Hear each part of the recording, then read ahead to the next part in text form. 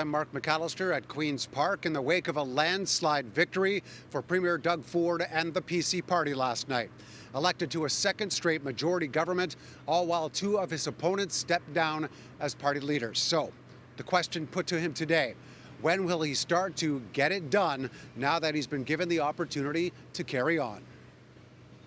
Whether you're a longtime supporter, voted PC for the first time, or cast your ballot for any other party, now is the time to unite.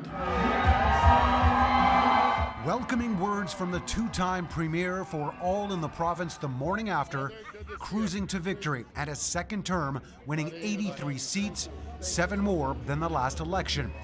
Both the NDP and Liberals were dealt a considerable blow, with just 31 and 8 seats respectively. Enough for both party leaders to decide it was time to step down from their posts.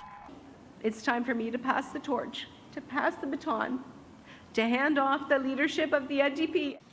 Earlier this evening, I informed our party president of my decision to step down from the leadership of our party.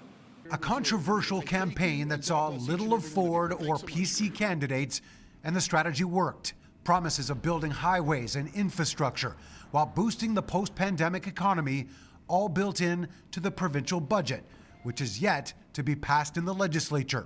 You're going to see something very similar, if not almost identical. We worked hard on that budget, and we're going to move that forward. Maybe a couple tweaks here and there, but for the most part, we put our budget in front of the people, and we ran on our budget. Notable tweaks will likely include a campaign promise to increase the Ontario Disability Support Program benefits by 5%. While riding the high of his win, Ford also hinted he may be open to possibly lifting the 1% wage increase gap for nurses and some other public service workers, although not all. We're going to sit down and negotiate fairly with no matter what union it is.